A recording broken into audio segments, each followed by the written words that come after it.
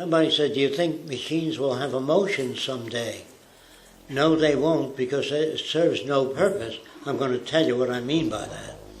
If a woman's in an automobile accident with her kids in the back of the car turns over, and the gasoline starts flowing toward the engine, which is hot, it'll explode. If she says, oh my God, my kids are trapped in the car, and there's kind of fire is breaking out, I hope somebody comes to help. If she picks up wood, smashes a window, take the kids out, that's emotions converted to action. We're not too interested in emotions, we're interested in what you do with it.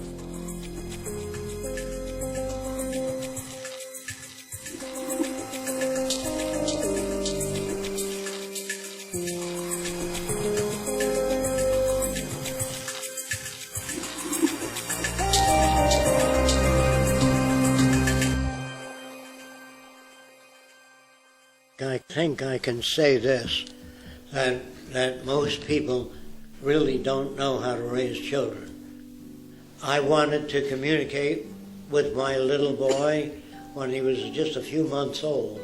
Now that's a time when you can't communicate with the language. But he was in a crib, and I put a ball painted yellow at one end of the crib, a real ball. And the kid saw it, it was stuck out, and he grabbed it. When he grabbed it, lights went on in a circle above the crib. So he let go. He was so amused by it, he let go. Then he saw, of course it stopped. He didn't know why it stopped. But after he grabbed the ball 6 times, he knew that ball made the lights go on. Once that was established, I put a different color ball at the other end of the crib. And he crawled over before he can speak and grabbed that ball right away. But no lights went on the ceiling. He looked up, but on the wall, lights went up and down this way, see? So he knew that controlled the ceiling lights, this one controlled the wall lights.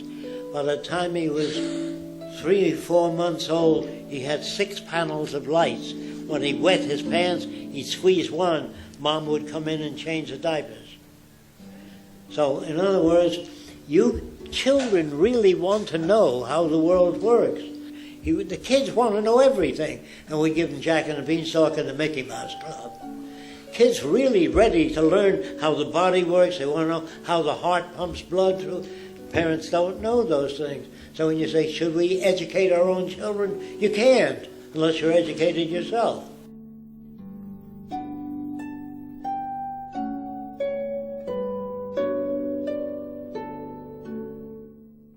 You know, a priest said to me, I don't believe you. I know 2 people in the same home. One became a priest, the other a gangster.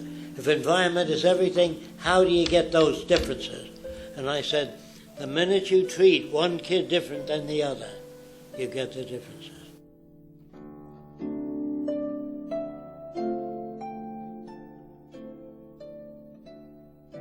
You give kids Cinderella, artificiality, and you tell them to be honest. You always tell children to be honest. When they say, where do babies come from? The stork brings the baby. That's a lie. Then you ask the kids, say, Daddy, does Santa Claus climb down every chimney? You say, yes. That's a lie. And so we lie to kids, and then we tell them to be honest. You know, we lie about everything, almost everything. That's the kind of world we live in. It's so full of shit.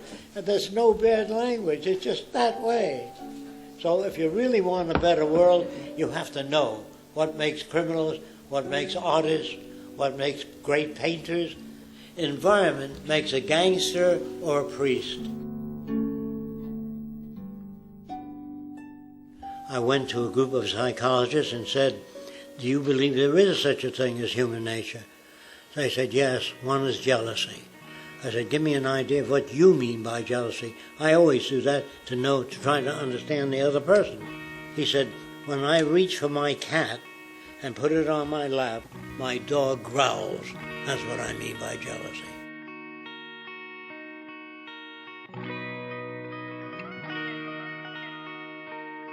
So I said, I'm going to show you some experiments that I've done. I had a dog and a cat. I always had a lot of dogs and cats and raccoons and other animals, and I'm interested in their behavior.